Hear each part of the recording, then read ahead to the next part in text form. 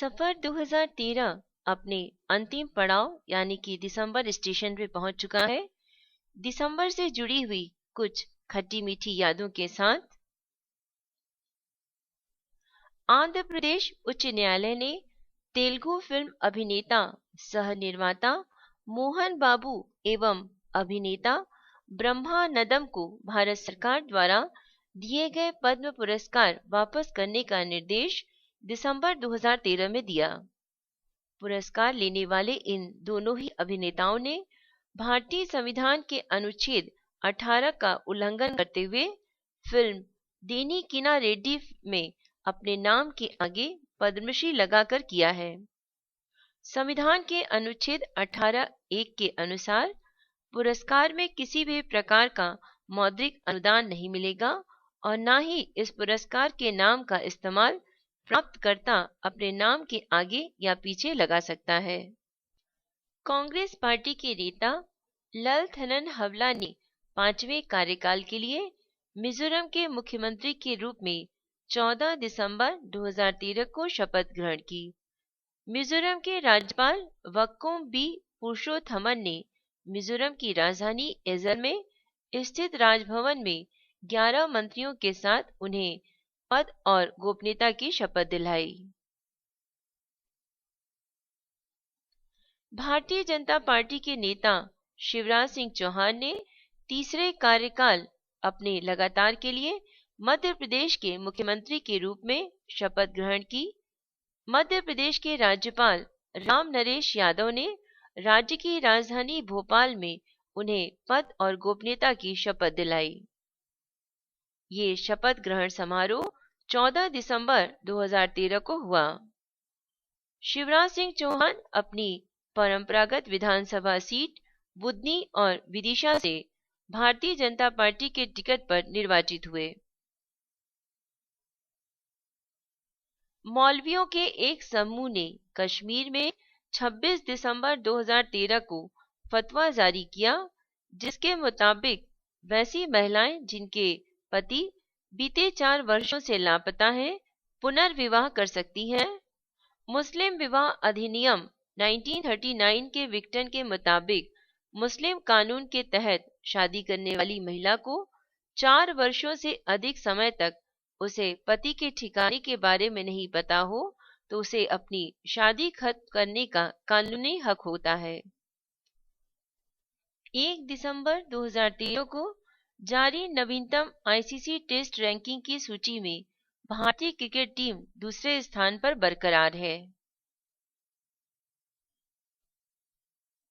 अलीगढ़ मुस्लिम विश्वविद्यालय में 37वीं भारतीय समाज विज्ञान कांग्रेस का उद्घाटन 27 दिसंबर 2013 को हुआ। 16 दिसंबर 2013 को विभिन्न मंत्रालयों के स्रोतों को महिलाओं की सुरक्षा से संबंधित निर्भय कोष में इस्तेमाल किए जाने के 3 प्रस्तावों को केंद्रीय वित्त मंत्रालय ने स्वीकृति प्रदान की। निर्भय कोष का इस्तेमाल देश में महिलाओं की सुरक्षा तथा बचाव हेतु उपयोग किया जाना है।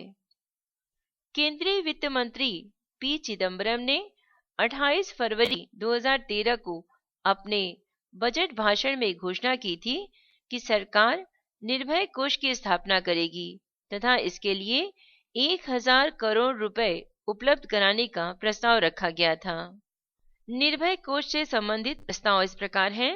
फर्स्ट, पुलिस प्रशासन का मोबाइल फोन नेटवर्क के साथ एकीकरण ताकि विपदा फोन कॉलों पर कम से कम समय में पता लगाया जा सके और कार्यवाही की जा सके।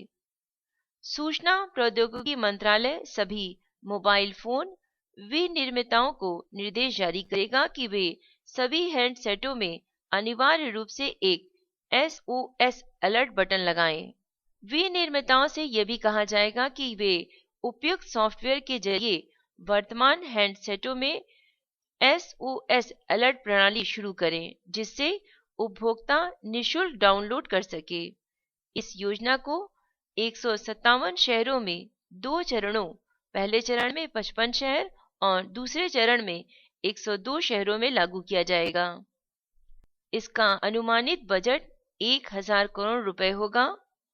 गृह मंत्रालय इसके लिए कैबिनेट नोट भेजेगा। सूचना प्रौद्योगिकी विभाग इस संदर्भ में पहले ही 2 परियोजनाओं की शुरुआत कर चुका है। पहली परियोजना है CDS त्रिवेंद्रम द्वारा एक इलेक्ट्रॉनिक व्यक्तिगत सुरक्षा प्रणाली को प्रायोगिक तौर पर जारी करना।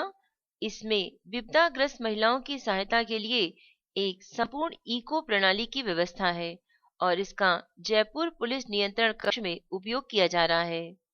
दूसरी परियोजना है उचित मूल्य के एक इलेक्ट्रॉनिक सुरक्षा उपकरण का डिजाइन और विकास। IIT दिल्ली एक हाथ घड़ी के रूप में व्यक्तिगत सुरक्षा उपकरण के विकास की परियोजना पर काम कर रहा है। इस बारे में गृह मंत्रालय और सूचना प्रौद्योगिकी मंत्रालय द्वारा कार्यवाही की जाएगी। दूसरा है सड़क परिवहन और राजमार्ग मंत्रालय का प्रस्ताव। देश में सड़क वाहनों में महिलाओं की सुरक्षा की एक योजना तैयार की गई है, जिसे 10 लाख से अधिक की आबादी वाले 32 शहरों में अगले 2 वर्ष में लागू किया जाएगा। इस योजना की मुख्य बातें हैं: सार्वजनिक परिवहन के वाहनों में अनिवार्य रूप से GPS यानी ग्लोबल पोजीशन सिस्टम की व्यवस्था। परमिट के लिए यह आवश्यक शर्त होनी चाहिए। दूसरा, सार्वजनिक परिवहन के वाहनों की स्थिति का पता लगाने के लिए 10 लाख से अधिक आबादी वाले हर शहर में नियंत्रण कक्ष। तीसरा, सार्वजनिक परिवहन की बसों में CCTV की व्यवस्था। फोर्थ, स्मार्टफोन के माध्यम से यात्री सूचना प्रणाली, बस स्टॉपों पर सूचना प्रदर्शन की व्यवस्था इत्यादि।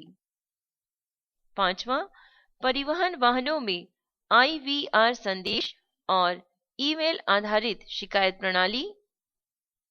छठा, प्रत्येक सार्वजनिक परिवहन के वाहन और चालक की जांच और निरंतर समीक्षा। सातवां, परिवहन विभाग में महिला प्रवर्तन शाखा। आठवां, अधिक संख्या में महिला चालक और कंडक्टर प्रशिक्षण और लाइसेंसिंग। नवा, जागरूकता अभियान। इसका अनुमानित बजट लगभग 1700 करोड़ रुपए होगा। इसके लिए कैबिनेट नोट तैयार किया जा रहा है। इस बारे में कार्यवाही सड़क परिवहन और राजमार्ग मंत्रालय द्वारा की जाएगी। तीसरा, रेल मंत्रालय का प्रस्ताव। कुछ विशेष क्षेत्रों में रेलगाड़ियों में SOS अलर्ट प्रणाली की स्थापना के लिए एक प्रायोगिक योजना। रेलवे की हेल्पलाइन प्रणाली की मुख्य बातें इस प्रकार होगी। फर्स्ट, इस व्यवस्था के अंतर्गत मोबाइल और लैंडलाइन नेटवर्कों के सभी दूरसंचार सर्किलों के मोबाइल सेवा प्रदाता होंगे। बी, कॉल रिकॉर्ड करने यानी यात्रियों और कॉल सेंटर के एजेंटों के बीच बातचीत को रिकॉर्ड करने की व्यवस्था। सी, SMS सेवा के लिए उपकरणों में उन्नयन अनुकूलन की व्यवस्था। डी, शुरू में प्रस्तावित कॉल सेंटर अंग्रेजी और हिंदी भाषाओं में कार्य करेगा, लेकिन प्रणाली का उन्नयन करके इसमें केंद्रीकृत कॉल सेंटर से प्राप्त कॉलों को क्षेत्रीय कॉल सेंटर को हस्तांतरित करने की व्यवस्था होगी। अखिल भारतीय आधार पर योजना को लागू करने के लिए लगभग 25.17 करोड़ रुपए की आवश्यकता होगी। रेल मंत्रालय ने फिलहाल इसके लिए कोई राशि नहीं मांगी है। इस संबंध में कार्यवाही रेल मंत्रालय द्वारा की जाएगी। इन तीनों योजनाओं के अलावा महिला एवं बाल विकास मंत्रालय ने बताया है कि वह संवेदनशील क्षेत्रों की पहचान करने, कार्यवाही केंद्रों की स्थापना करने और 10 लाख से अधिक आबादी वाले शहरों में महिलाओं की सलामती और सुरक्षा को बढ़ावा देने के लिए जागरूकता पैदा करने की एक योजना तैयार कर रहा है। निर्भया कांड है क्या? पैरामेडिकल की 23 वर्षीय छात्रा दामिनी या निर्भया के नाम से विख्यात, जिसका 16 दिसंबर 2012 को नई दिल्ली में एक नाबालिग समेत 6 पुरुषों द्वारा एक चलती बस में सामूहिक बलात्कार किया गया था। निर्भया की मृत्यु सिंगापुर के माउंट एलिजाबेथ अस्पताल में 29 दिसंबर 2013 को हुई थी। इस घटना के कारण देशव्यापी विरोध प्रदर्शन हुए थे। भारत सरकार ने, जिसके चलते महिलाओं के प्रति अपराधों से निपटने के लिए कड़े कानून तथा उपाय बनाने का वादा किया था। निर्भया कोष इसी दिशा में भारत सरकार की एक पहल है। 28 दिसंबर 2013 को आम आदमी पार्टी के राष्ट्रीय संयोजक अरविंद केजरीवाल ने दिल्ली के मुख्यमंत्री के रूप में शपथ ली। दिल्ली के उपराज्यपाल नजीम जंग ने उन्हें पद और गोपनीयता की शपथ दिलाई। शपथ ग्रहण समारोह दिल्ली के रामलीला मैदान में आयोजित किया गया। अरविंद केजरीवाल व्यक्ति के रूप में 7वें और मुख्यमंत्री के कार्यकाल के रूप में 9वें मुख्यमंत्री हैं। अरविंद केजरीवाल दिल्ली के सबसे कम उम्र के मुख्यमंत्री बने।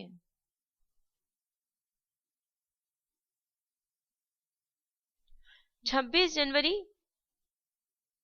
2014 से उच्च न्यायालय हिमाचल प्रदेश ने बाजार में बिकने वाले पदार्थों की प्लास्टिक पैकिंग पर रोक लगा दी है।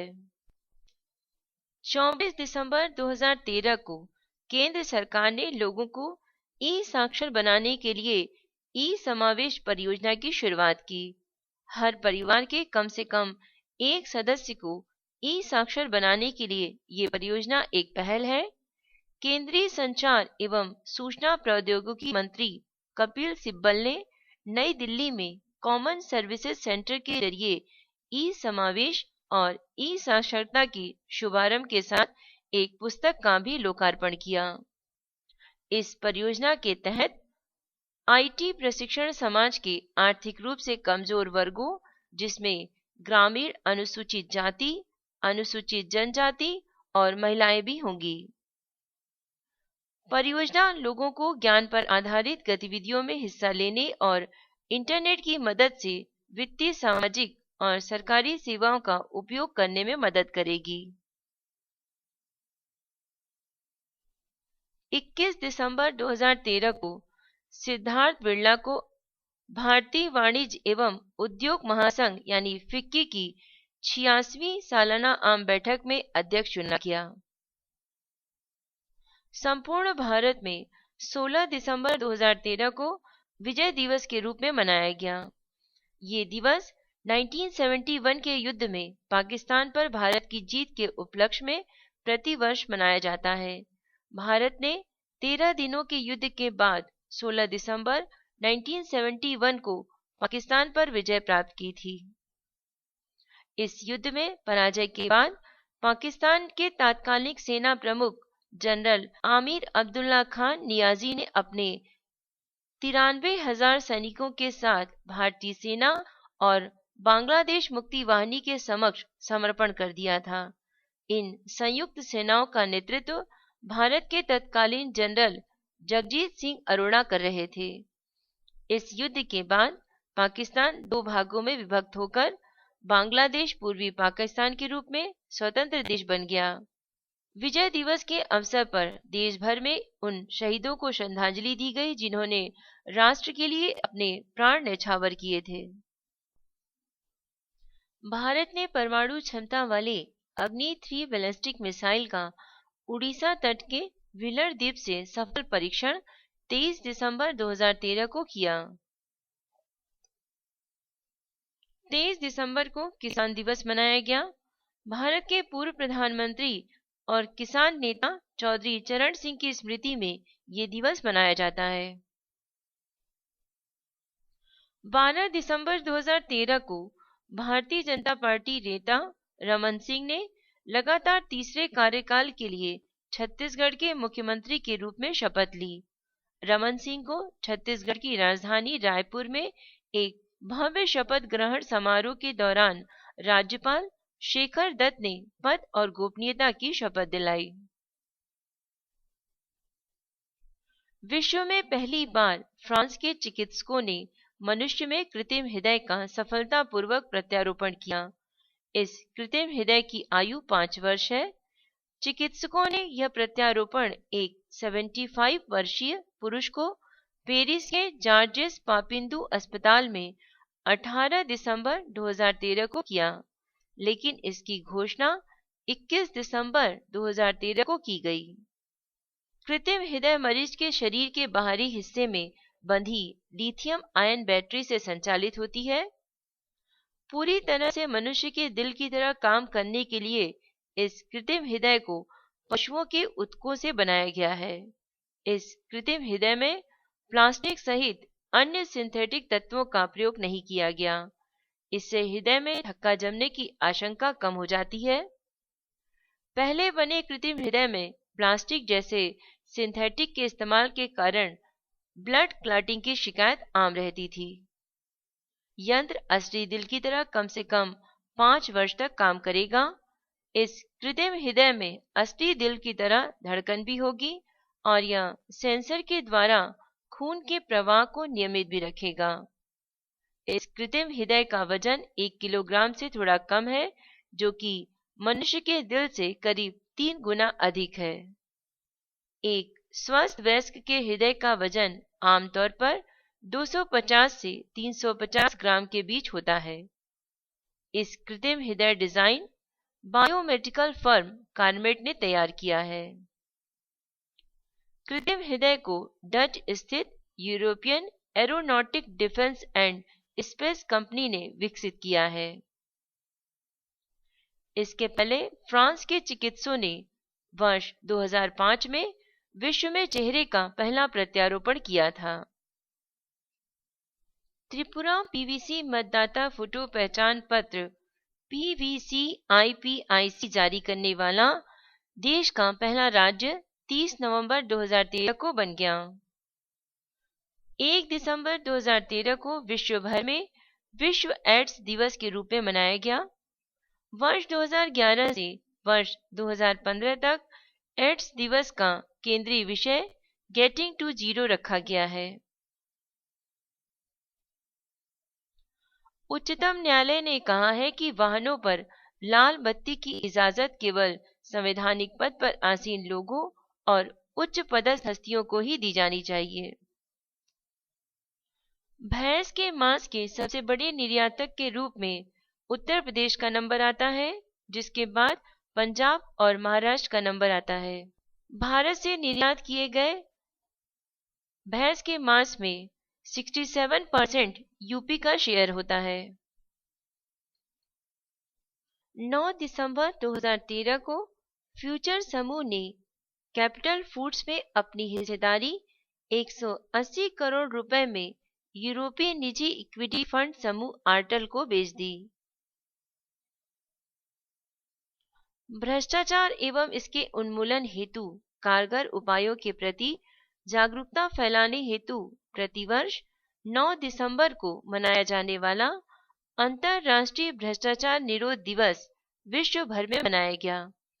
इस वर्ष के अंतर्राष्ट्रीय भ्रष्टाचार निरोध दिवस का theme act against corruption today घोषित किया गया। अंतर्राष्ट्रीय भ्रष्टाचार निरोध दिवस को मनाए जाने की शुरुआत संयुक्त राष्ट्र महासभा के द्वारा 31 अक्टूबर 2013 को जारी घोषणा पत्र 58 के अनुसार हुई। इस घोषणा पत्र के माध्यम से संयुक्त राष्ट्र भ्रष्टाचार विरोध सम्मेलन UNCAC को संयुक्त राष्ट्र महासभा ने अंगीकृत किया तथा संयुक्त राष्ट्र औषधि एवं अपराध कार्यालय UNODC के सचिवालय को इस सम्मेलन के हेतु सचिवालय नामित किया। ये सम्मेलन दिसंबर 2005 से प्रभाव में आया। साथ ही महासभा ने 9 दिसंबर को प्रतिवर्ष अंतर्राष्ट्रीय भ्रष्टाचार निरोध दिवस के रूप में मनाए जाने की घोषणा की। वर्ष 2012-13 के वार्षिक शिक्षा विकास सूचकांक में लक्षद्वीप पहले स्थान पर रहा, जबकि झारखंड को न्यूनतम स्थान प्राप्त हुआ। अमेरिका में टेक्सास के गवर्नर रिक पेरी ने भारतीय मूल की अमेरिकी नागरिक अटॉर्नी नंदिता बेरी को राज्य के सचिव नियुक्त किया। भारतीय वायु सेना ने कलाईकुंडा वायु सैनिक ठिकाने से 5 दशक पुराने लड़ाकू विमान MiG-21 और T-77 को अपने बेड़े से विदाई दे दी। 10 दिसंबर 2013 को उच्चतम न्यायालय ने केंद्र तथा राज्यों को देश भर में 22 सीबीआई अदालतों के क्रियान्वयन का निर्देश दिया।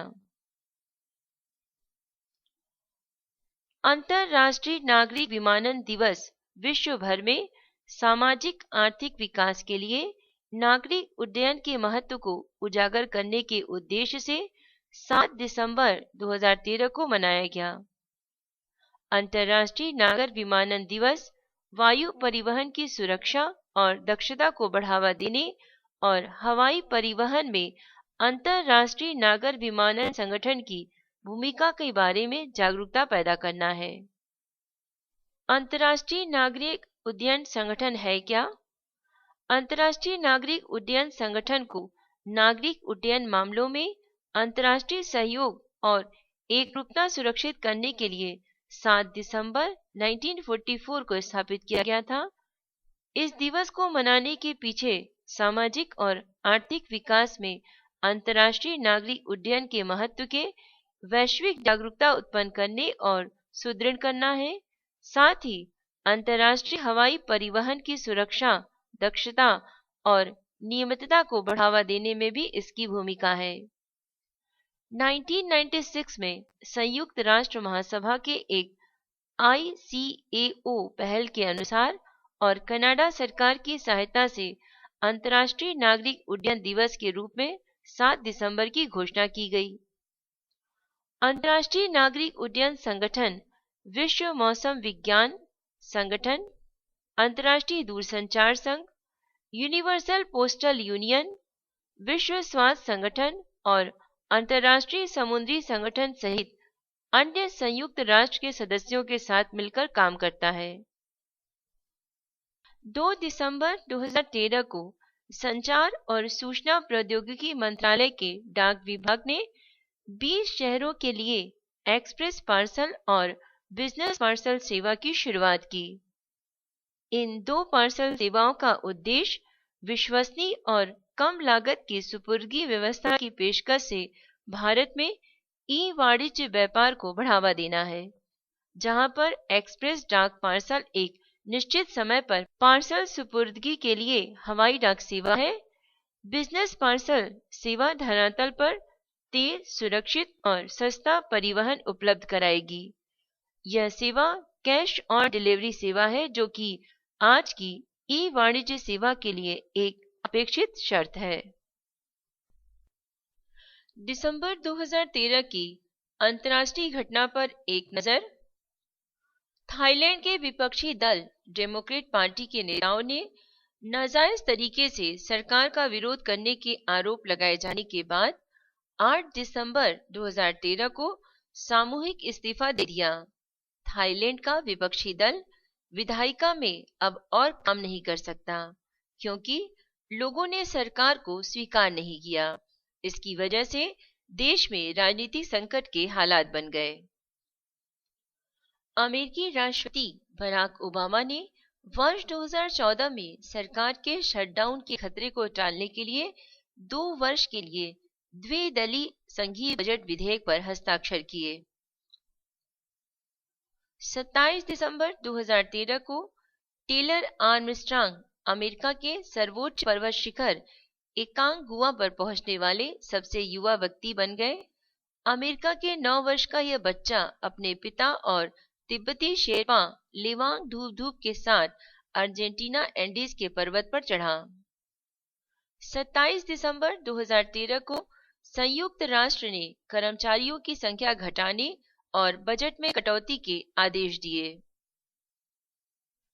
26 दिसंबर 2013 को सेरेना विलियम्स ने महिला एथलीट का एवं लिब्रोन जेम्स ने पुरुष एथलीट का एसोसिएटेड प्रेस वार्षिक पुरस्कार जीता।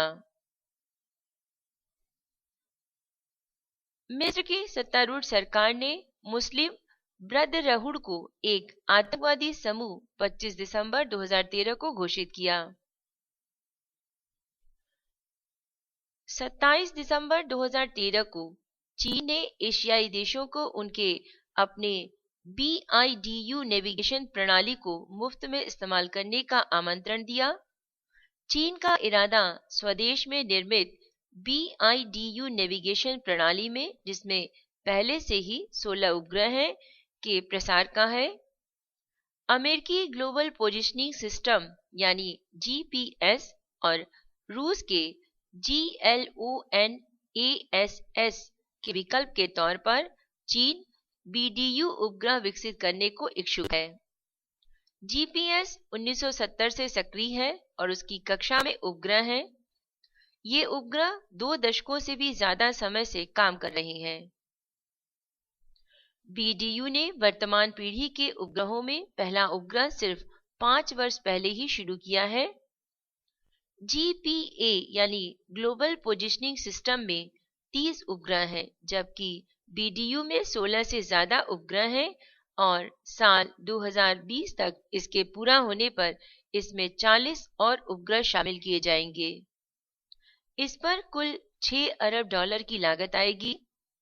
उपग्रहों की संख्या जितनी अधिक होगी, उतना ही चलायमान वस्तुओं का स्थान, समय और गति की गणना करने में आसानी होगी। इस परिदृश्य में चीन अमेरिकी GPS की तरह अपने उपग्रहों को पड़ोसी मुल्कों को मुफ्त में इस्तेमाल करने का प्रस्ताव दे रहा है। मुख्य ध्यान एशिया प्रशांत क्षेत्र, खासकर दक्षिण और दक्षिण पूर्वी एशियाई देशों पर है, जहां उपग्रह सबसे अधिक सटीकता से गणना प्रदान करते हैं। पाकिस्तान में सेवाओं में सुधार के लिए चीन वहां स्टेशनों को विकसित कर रहा है। साल 2014 में थाईलैंड BDU पर आधारित उपग्रह स्टेशन का निर्माण करने वाला पहला देश बन जाएगा। इसके लिए दोनों देशों ने $319 मिलियन का समझौता किया। BDU के सफल विकास का अर्थ है तेजी से शक्तिशाली हो रही चीन की सैन्य सशस्त्र बल के पास एक सटीक, स्वतंत्र नेविगेशन प्रणाली होना। बीजिंग को महान शक्ति का दर्जा दिलाने के लिए मिसाइलों, युद्धपोतों और हमले के विमान के मार्गदर्शन के लिए एक महत्वपूर्ण तकनीक है। ये प्रणाली, जो सबसे पहले सिर्फ सरकार और सेना के इस्तेमाल के लिए 2011 में शुरू की गई थी, पिछले 1 साल में इसका इस्तेमाल घरेलू स्तर पर असैनिक उपयोग के लिए बड़े पैमाने पर शुरू किया जा चुका है। वर्तमान में चीन के 80% यात्री बसें और ट्रक इस प्रणाली का इस्तेमाल कर रहे हैं।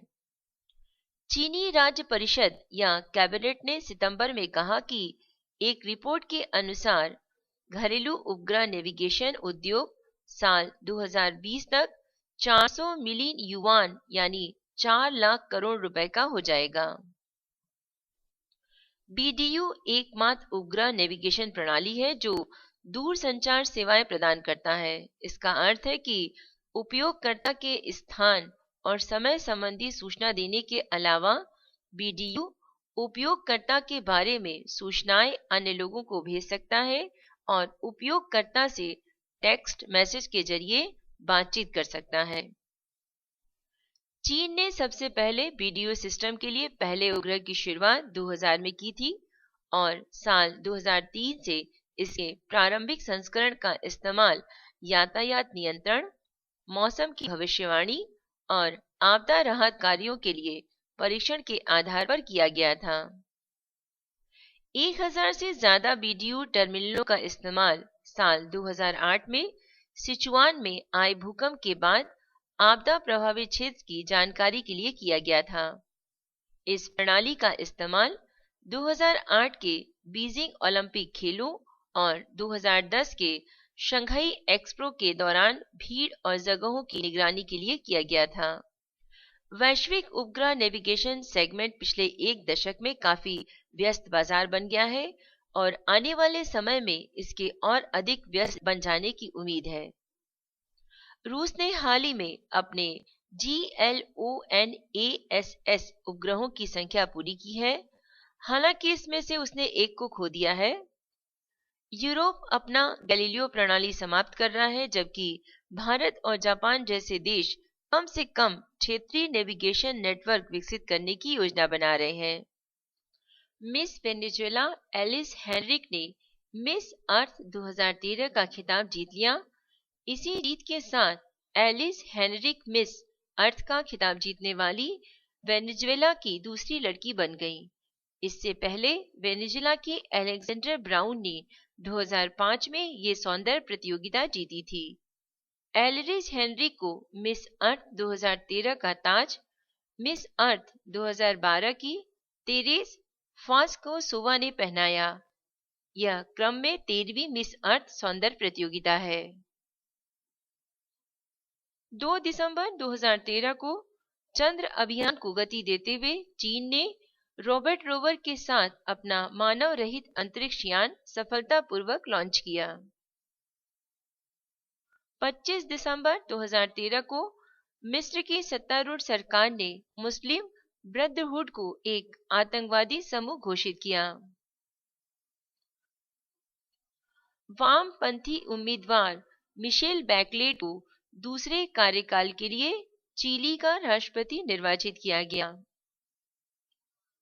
9 दिसंबर 2013 को इजराइल, जॉर्डन और फिलिस्तीन ने वाशिंगटन स्थित विश्व बैंक में एक ऐतिहासिक पानी के बंटवारे के समझौते पर हस्ताक्षर किए। एप्पल और चाइना मोबाइल ने आईफोन को विश्व के सबसे बड़े मोबाइल नेटवर्क बनाने के लिए एक बहुवर्षीय समझौता करने की घोषणा की। दिसंबर 2013 के दूसरे सप्ताह में राजीव गांधी अंतर्राष्ट्रीय हवाई अड्डे को लंदन में सुरक्षा प्रबंधन के लिए सम्मानित किया गया। विश्व की सबसे बड़ी साइकिलिंग प्रतियोगिता टूर डी इंडिया 2013 को यूनियन साइकिलिस्ट इंटरनेशनल ने अंतर्राष्ट्रीय रेस कैलेंडर में सूचीबद्ध किया। 28 दिसंबर 2013 को चीन के शीर्ष विधानसभा ने देश में एक बच्चे की नीति को आसान बनाने वाले प्रस्ताव को पारित कर दिया। ये प्रस्ताव नेशनल पीपुल्स कांग्रेस की स्थायी समिति द्वारा पारित किया गया। इस प्रस्ताव के पास हो जाने के बाद चीन में दंपति में से अगर कोई भी एक अपनी माँ पिता की इकलौती संतान होगा तो उसे दूसरा बच्चा पैदा करने की अनुमति होगी। इससे पहले सिर्फ उन्हीं दंपति को दूसरा बच्चा पैदा करने की इजाजत थी जो अपनी माँ पिता के इकलौते होते थे। चीन में एक बच्चे की नीति 1979 में आई थी। तेजी से बढ़ती जनसंख्या पर अंकुश लगाने के लिए ये फैसला किया गया था। नीति के अनुसार शहरों में दंपति सिर्फ एक बच्चा पैदा कर सकते थे, जबकि गांवों में दूसरा बच्चा तभी पैदा करने की इजाजत मिलती थी जब पहली संतान लड़की हो। दिसंबर 2013 में कुछ साथी हमसे बिछुड़ गए। चेचक वायरस के लिए टीका विकसित करने वाले जापान के डॉक्टर मिकहेकी ताकाहाशी का 23 दिसंबर 2013 को हृदय गति रुक जाने से जापान के ओसाका शहर में निधन हो गया। राइफल AK-47 के डिजाइनर मिखाइल क्लाशिनकोव का रूस के उर्दूसिया प्रांत स्थित अपने गृह नगर इजेविक्स में 23 दिसंबर 2013 को निधन हो गया। कन्नड़ कवि JS शिवरुद्रप्पा का लंबी बीमारी के बाद 23 दिसंबर 2013 को निधन हो गया। मैसूर राजघराने के अंतिम राजा श्रीकांत दंत नरसिंह राजा वाडियार का बेंगलोर में 10 दिसंबर 2013 को इंतकाल हो गया। वे 60 वर्ष के थे। अमेरिकी अभिनेता पॉल वॉकर का दक्षिण कैलिफोर्निया में एक कार दुर्घटना में 30 नवंबर 2013 को निधन हो गया। वे 40 वर्ष के थे। बॉलीवुड के अभिनेता फारूक शेख का दिल का दौरा पड़ने से दुबई में 27 दिसंबर 2013 को निधन हो गया। वे 65 वर्ष के थे। अपनी पत्नी और 2 बेटियों के साथ छुट्टियां मनाने दुबई गए हुए थे। फारूक शेख छोटे पर्दे और बड़े पर्दे दोनों के ही कलाकार थे। उनका जन्म 25 मार्च 1948 को मुंबई में हुआ था। उनकी स्कूली शिक्षा सेंट मैरी स्कूल मुंबई में और बाद में सेंट जेवियर कॉलेज में हुई। उन्होंने कानून की पढ़ाई सिद्धार्थ कॉलेज ऑफ लॉ में पूर्ण की थी। फारूक शेख ने अभिनेत्री दीप्ति नवल के साथ काफी फिल्मों में काम किया था।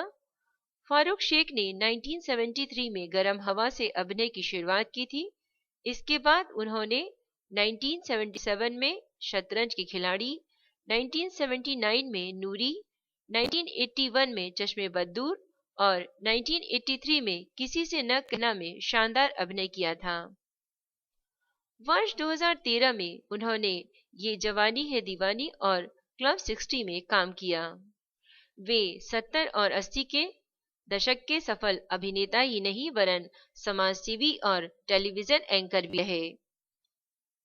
5 दिसंबर 2013 को नस्लभेद के विरुद्ध दक्षिण अफ्रीका में अपने लंबे संघर्ष में महात्मा गांधी से प्रेरित व दक्षिण अफ्रीका के गांधी के रूप में विख्यात नेल्सन मंडेला का लंबी बीमारी के पश्चात निधन हो गया। वे 95 वर्ष के थे। नस्लभेद के विरुद्ध संघर्ष में 27 वर्षों तक जेल में रहे नेल्सन मंडेला दक्षिण अफ्रीका में पहले लोकतांत्रिक बहुदलीय चुनाव में राष्ट्रपति 1994 में चुने गए थे। भारत सरकार ने 1990 में उन्हें भारत रत्न से सम्मानित किया था तथा भारत के इस सर्वोच्च नागरिक सम्मान से सम्मानित होने वाले वे पहले विदेशी थे। 1993 में नोबेल शांति पुरस्कार उन्हें प्रदान किया गया था। अपने कबीले के नाम पर मदीबा उपनाम से वे विख्यात थे। दिसंबर 2013 की कुछ उपलब्धियां। भारत ने जालंधर में आयोजित महिला कबड्डी विश्व कप 2013 के फाइनल में 12 दिसंबर 2013 को न्यूजीलैंड को हराकर प्रतियोगिता जीती। भारत ने महिला कबड्डी विश्व कप को लगातार तीसरी बार जीता है। बीसीसीआई ने ऑफ स्पिनर रविचंद्रन अश्विन को वर्ष 2013 के सर्वश्रेष्ठ अंतर्राष्ट्रीय क्रिकेटर हेतु पॉली उमरिगर पुरस्कार के लिए चयनित किया। दीपिका कुमारी ने लगातार छठी बार सीनियर राष्ट्रीय तीरंदाजी चैंपियनशिप की रिकर्व व्यक्तिगत स्पर्धा में स्वर्ण जीता। 23 दिसंबर 2013 को निशानेबाज रंजन सोढी ने 57वीं राष्ट्रीय निशानेबाजी चैंपियनशिप में पहला स्वर्ण पदक नई दिल्ली में जीता। शास्त्रीय गायिका किशोरी अमोलकर को दूसरे पंडित हरिप्रसाद चौरसिया पुरस्कार हेतु चयनित किया गया। विप्रो के चेयरमैन अजीम प्रेम जी को economic times life time achievement पुरस्कार 2013 दिया गया। वर्ष 2014 का सफर सभी के लिए मंगलमय हो, इसी शुभकामना के साथ सफर 2013 यहीं समाप्त होता है। एक सूचना, अनीता शर्मा द्वारा ध्वनांकित IAS मेन से संबंधित स्टडी मटेरियल जैसे constitution, history, geography, science and GK topics पर नोट की CD या DVD प्राप्त करने की जानकारी के लिए मेल करें। मेल आईडी है voiceforblind यानी voice for blind @gmail.com। धन्यवाद।